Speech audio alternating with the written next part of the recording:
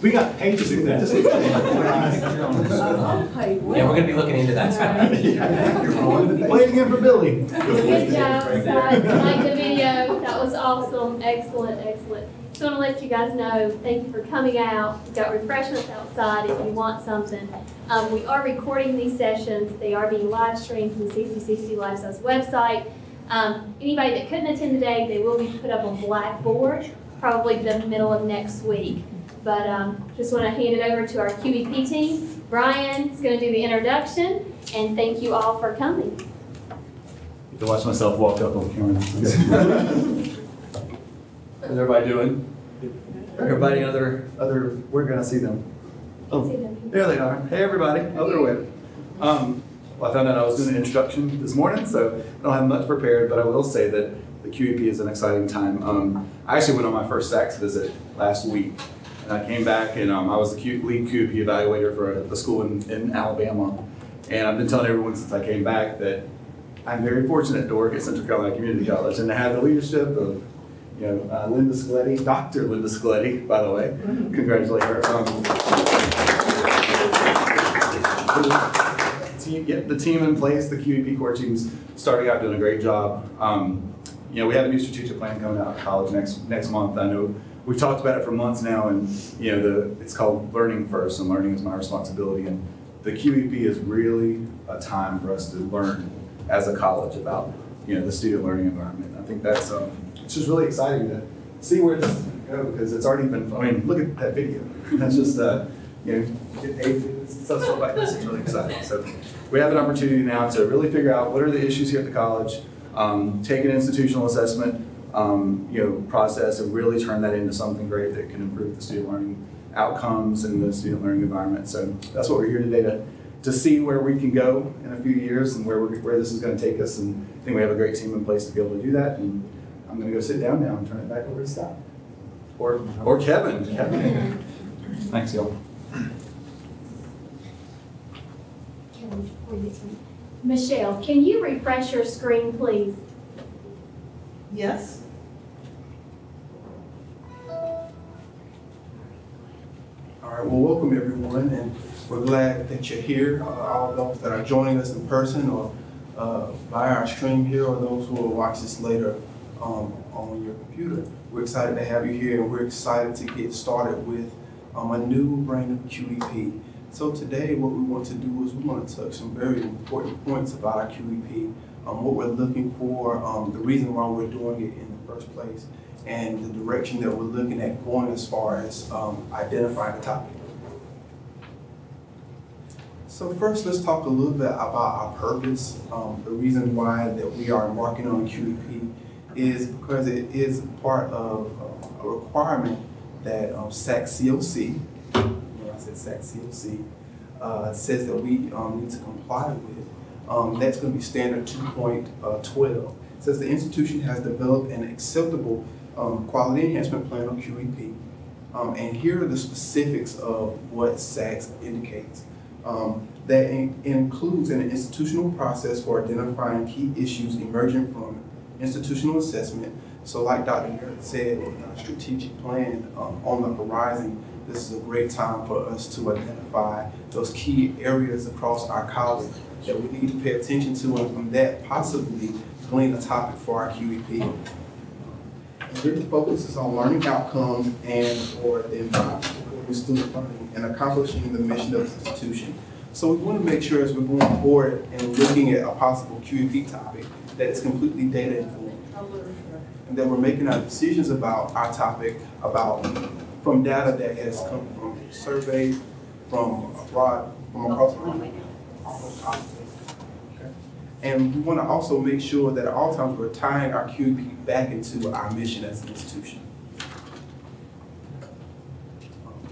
So the key points of what our purpose for doing the QEP is mandatory for our reaffirmation that we're embarking upon. It supplements our college mission and goals. It improves upon student learning as we're becoming the learning college as a part of our strategic plan. And it's an opportunity for us as staff and as faculty and as a part of the whole college community to work with our co-workers across the college in order to get input from all factors. So not just the faculty and staff, but students, trustees, and our leadership team, and the community at large as we get ready to embark on this new QEP. As we're going through today, you'll be able to hear from all different members of our QEP core team. You have myself here in Lee County. You have in Chatham County, you have Michelle Powell, and in Harnett County, you have Heather Willett and Constance Bowen. That sounds pretty good. I'd like to toss it to here, Lee. Next slide, please. Okay. Oh, yeah. So I'm so excited to be here and to be representing the community team. We have such a wonderful community, and I've really enjoyed working with everyone. There are two people that are not here today because they're actually teaching right now. And one is Khan, and let me make sure I get his last name right, Khan O'Neil. And then we also have Shelley Watkins, and they're both in class right now. Okay, so what we're talking about right now is what we've done so far and what we're planning to do in the future.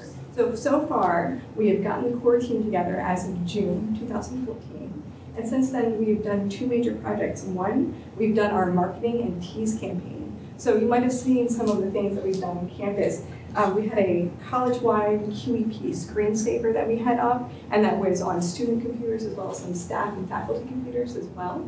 The next thing we had is we had an announcement on the QEPs, on the staff announcements about the QEP, letting everyone know that yes, we are going to launch this event for students and staff. From there, we had some visual promotions, which I was really excited when we developed those things. One, we had a very nice t-shirt that you saw in the video we just made. We had bookmarks made for students, so QEP is your mission. And so we've been handing these out at the library as well as these student launch days. From there, we actually developed a QEP webpage. And if you haven't been there yet, that would be a really good place for you all to go and keep up with what we're doing. So that's www.cccc.edu, and then it's very easy, just /QEP.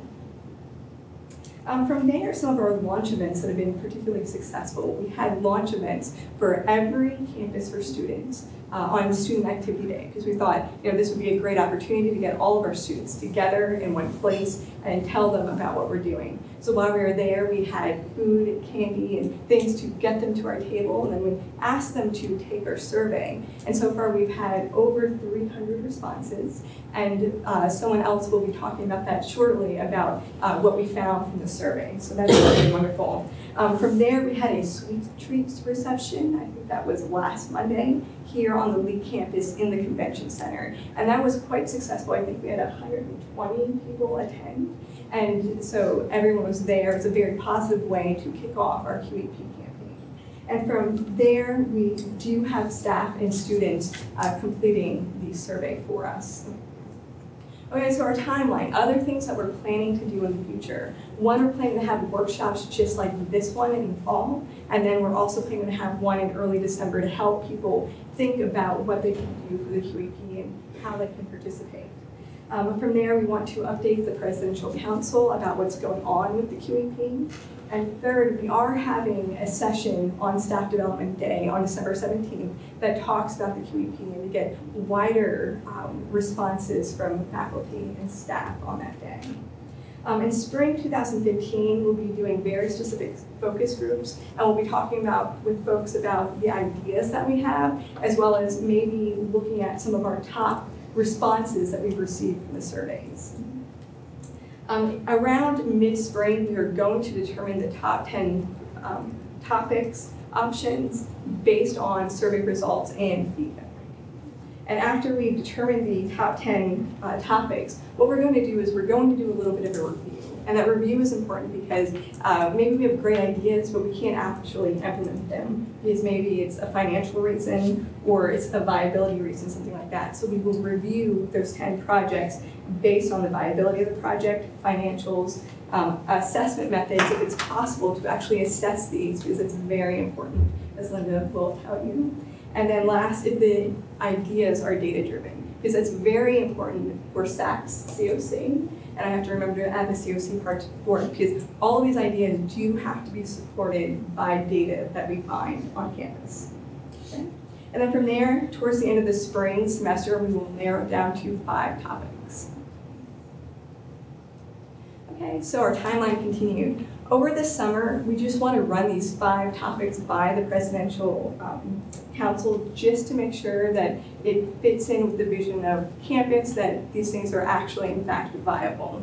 And after we've done that and gotten it approved, then fall 2015, that's when these topics will really be developed. And we might ask folks to develop them. We might do, I think that part is a little bit up in the air still about how the topics are going to get developed, but they will be developed in fall 2015.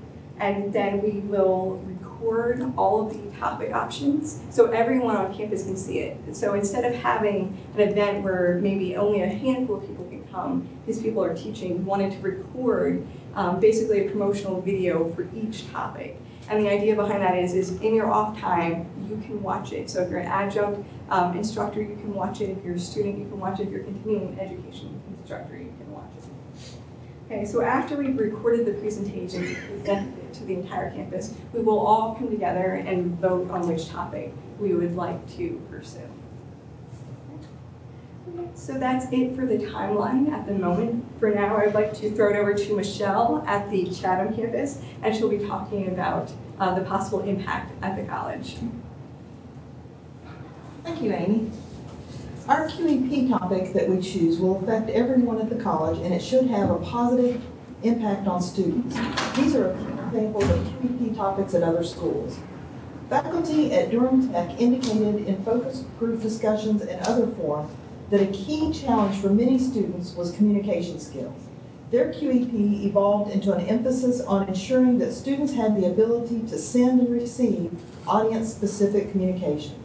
Students are taught about the importance of preparation, organization, and the communication of information. And of course, these skills are among the top most important skills that employers value.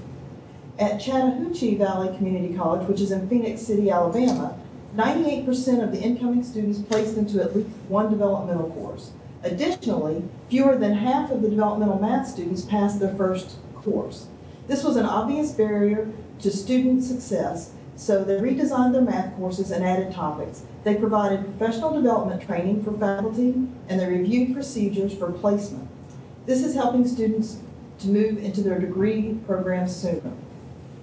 Asheville Markham Tech saw that some of their online students were not prepared and therefore were not successful in that format. They chose student online success as their QEP, and they are working to make sure that their students know how to navigate the internet, how to use word processing tools, how to use Moodle, or in our case it would be Blackboard, and how to ask for extra help when needed. This is how some colleges have chosen and are implementing their QEP topics. In each of these examples, input from employees helped to pinpoint an area of need. Your input will help us identify our topic. Now, Dean Willett and Constance Bowen in Lillington will provide information about identifying a topic. Okay, so we've started to do a student and faculty and staff survey. You can actually take this survey as a community member as well. And there's actually a link on our QEP website to take this survey. So far we've had about 400, we have 398 responses as of yesterday afternoon. 91% of those responses were students though. And then we had 4% faculty and 4% staff, some overlap there between those two. So we'd really like to see more responses from faculty and staff. We realize that the QEP site's not directly linked to the main site anymore, but we'd still like you guys to go ahead and go to our QEP specific website and fill out that survey for us. There's always, another communication option, sending us emails to our QEP at cccc.edu email address, but that survey is sort of our primary way of getting this initial amount of communication in. And then talking about the QEP being data-centric, this was actually already mentioned, but the QEP has got to be driven by data. So it needs to have an assessment component that's based on SAC COC requirements. We have to be able to show that assessment data during or supporting the topic selection. And the goals and evaluation strategies used must have a clear and direct link to student learning. So we've got to have that background before we can actually select a topic. Dean? And you see our mission statement is on the board right now, and the reason why that's there is because part of SAC's requirements is that we do tie this student learning also to our mission and our strategic plan. As Brian mentioned earlier, we have a new one coming out. It's student learning has to be at the heart of our QEP. So I want to be sure that everyone is familiar with the mission and sees that definitely student learning is a huge part of that. So when you're thinking of the QEP topic, make sure you link it to these things. It also needs to be really tied together with that data that Constance was discussing. So if you want to review these items under the QEP webpage, we have a great resource area. The new strategic plan is not there yet, but it will be. We also have several other resources, including our mission, our vision, our values. So when you're thinking about your topic ideas, use that resource on our QEP website so that you can make sure that what you're thinking about, that you can tie back to that. And we really do want more information from you. That's the most important thing. We cannot do this. This core team cannot do this by ourselves. The most important part is that we get input from everyone. And SACS is also concerned with that input to make sure that we're reaching out to all of our community, our students, our faculty, our staff, everyone that is involved with Central Carolina Community College. We want them to have the opportunity to be a part of this plan. So I know that there are people that already have things in mind as far as ideas, topics, things that you want to do. We heard that when we were at our events earlier. So we want to be sure that you're already thinking about that, and don't be afraid to work with each other. Talk about it among your peers, co-workers. You might want to do it on your own. You might want to get a group together to come up with an idea. So that's what we're looking for. We need as many ideas as we can receive so that we can have the best QEP ever. Okay? I'm going to throw it back up there. Yeah. Okay. So that's it. We want to hear your ideas. Most important thing in the world. And you can do that either by going through the survey or by sending an email to our QEP at cccc.edu web email address. Correct. Awesome. Well, now it's back to Lee. Okay, so you guys got a pretty good understanding now, hopefully, of the QEP and where we want to go with this. Now, I would like for you to just take a second and just to kind of think and digest what you've heard so far.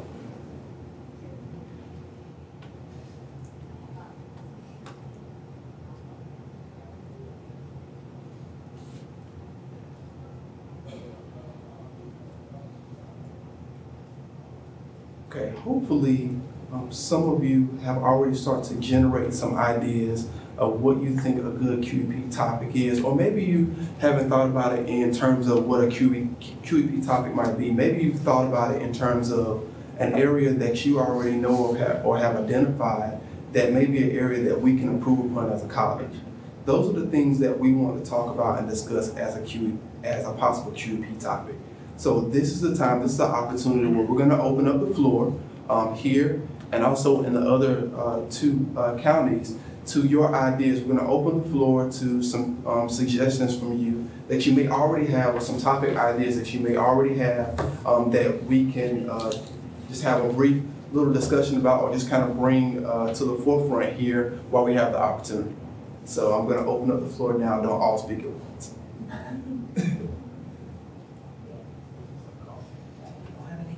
Yeah. Career planning. Okay. Does anybody have any? Missing a C. I said career planning, helping them to figure out what they want to do rather than kind of flopping around, taking this, that, and the other. Some type of proactive teaching them how to research careers or transfer agreements, or rather than coming, I guess because I'm advising a lot. I don't know. What do you think's good? What do you like? Do we have to be able to quantify this? Yes, it does need to be measurable. Measurable. It's gotta be measurable. Absolutely. And that's not to say that we couldn't figure out some way to measure something if you really thought it was an issue, that we could maybe figure out some way to measure that. Correct. Measure the improvement coming from that. And also be mindful that we're not looking for the idea today, okay? So whatever idea that you may already have, don't be afraid to share it, because we're not saying that we are gonna take them all today. We're not saying that we're not. We're just looking for ideas for you guys to really express what you already talk about. I'm pretty sure with your faculty mates and with other people across the college that you don't necessarily have the opportunity or platform to discuss. Well, with them writing, what about assessing something related to reading literacy? Is that a problem area in your area that you see that we need to? Reading comprehension?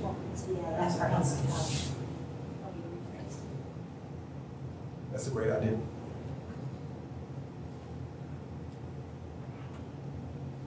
One of the things that we noticed when we did the survey, when we put the survey out there, was critical thinking was really, really high. Was really, really high. A lot of people identified critical thinking as the area that could possibly be a topic idea. Some other ones that were put out there from the survey were more electronic learning tools, and basically coming from our distance ed population. That was one that was out there. Math, developmental math was also one that was identified before.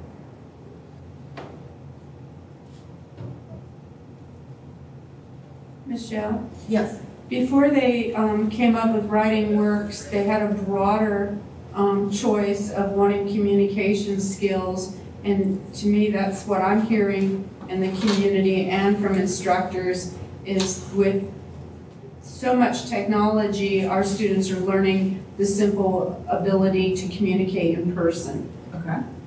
Could you all hear that? Was Sue Boyd, and she was talking about communication skills. Good one. Yeah, that was one of the higher ones as well so far on and also technology literacy along with that as well is up there on the survey. It's one of the higher ranked ones currently. That's a very broad topic at this point. So.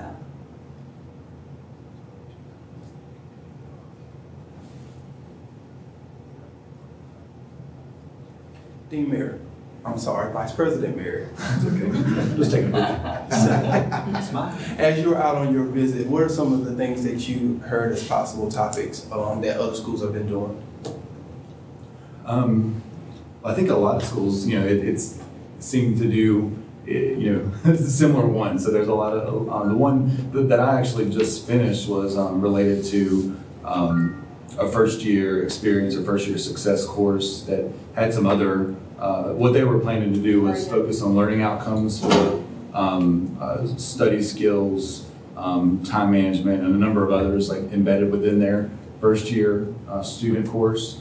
And then they were actually going to take some of those learning outcomes and then have the math and English department embed those SLOs into, and actually the math and English department actually spurred this topic. They were embedding the same SLOs from that first year course into a number of their courses so they could have a broad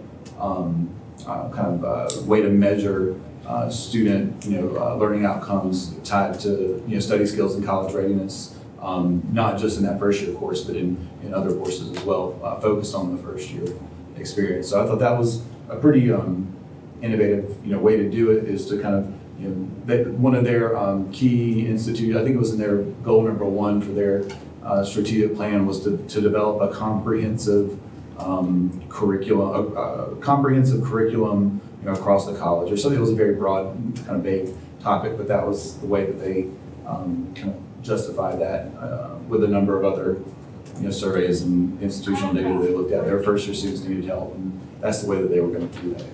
So embed those SLOs across the curriculum in different areas, not just that first year course. So they started out very large. They wanted to add a number of other things to it as well.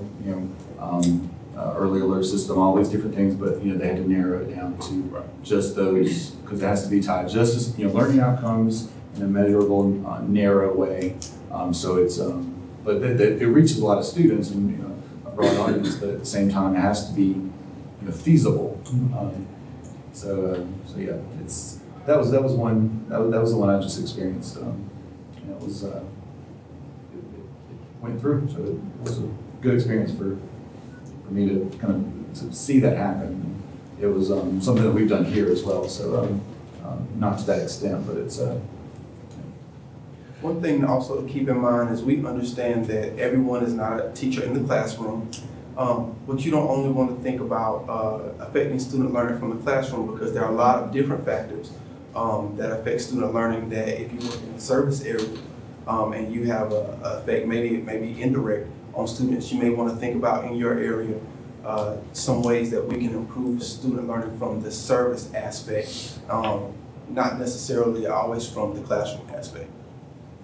I was just going to add too, as we've been looking at certain topics in certain schools, a few things that struck me. One is that every school was reflective. They really took the time and looked and paid attention to what just wasn't quite right. What was always the thing that was just kind of sticking in the craw of this college. We can't quite do something well. And it's going to be different for different schools. I mean, as Brian said, there's thematically a lot of things are kind of emerging that are similar. But I've been impressed with the diversity of topics. There have been some really interesting topics because the school said, if we can fix this, then that's something that we need to focus on. The other, I guess, lesson for me is it doesn't have to be huge. It doesn't have to be a brand new program, a brand new department. It can be, if we can do this one thing better, whatever it looks like. And it might be something that we're already doing, that maybe we're experimenting with, and if we can just tweak it. Or maybe it does involve, if we can devote some more resources to it, we can make that part better. So I know that I have ideas of things I see every day. I went, you know, I guess that's something I could consider. We need kind of those threads, those little crumbs of, this is something that might be something we can think about, because we can put those together with some other crumbs and go, hey, we want a piece of bread here. We have something that can really be a starting point. I guess I'll emphasize one more time. The core team is not picking the topic. Our job is to facilitate the conversation with you. We will come to your classes, we'll come to your meetings, we'll show up unannounced. We're going to be there if you have questions, if you would like to say, here's something my department was just thinking about, what do you say? One or more of us will come if you want to have that conversation with us. If you want to send us an email or submit something on the website and say, we're just thinking about, that's what we need to have, because we obviously represent many parts of the college, but not all parts of the college. And we want to make sure we're hearing everything as part of our mission to bring the topic into focus. One thing quickly before we kind of wrap it up here, I want to reiterate ways that you can share your ideas. Our email address is going to be qep@cccc.edu, so you can send us an email with your ideas or things that you would like to discuss. Our website is www.cccc.edu/QEP as well. You can also take advantage of the survey that is on the website to put in your ideas as well. Please make sure that you share the survey with your students as well. You know, I'm pretty sure that they discuss amongst themselves or even in your classroom things that they would like to see improved upon that could possibly be an idea for our QEP. So make sure that you're listening to them, giving them an ear, and giving them an opportunity by sharing our survey with them, giving them a chance to share their ideas as well. Do we have any more questions or anything you would like to add from Chatham or Harnett? We're good now. Well, I want to thank you on behalf of the QEP core team. I really want to thank you for joining us today. I hope this, even though we didn't get a ton of ideas from you today, I hope this got the proverbial juices flowing, and going forward, you'll be hearing from us as far as putting together core routines. I just want to take a moment to thank the QEP core team, because they have been working so hard, and they have just been doing a fabulous job getting the word out about what the QEP is and what we're looking for, and they're really doing a great job. So thank you so much to all of you on all the campuses, and thank you for this a great event today. And everybody who did give their ideas today, you're on the right track. That's just the kind of thing that we're looking for. So. Thank you, Dr. Spiller. All right, so thank you again. We appreciate you joining us today.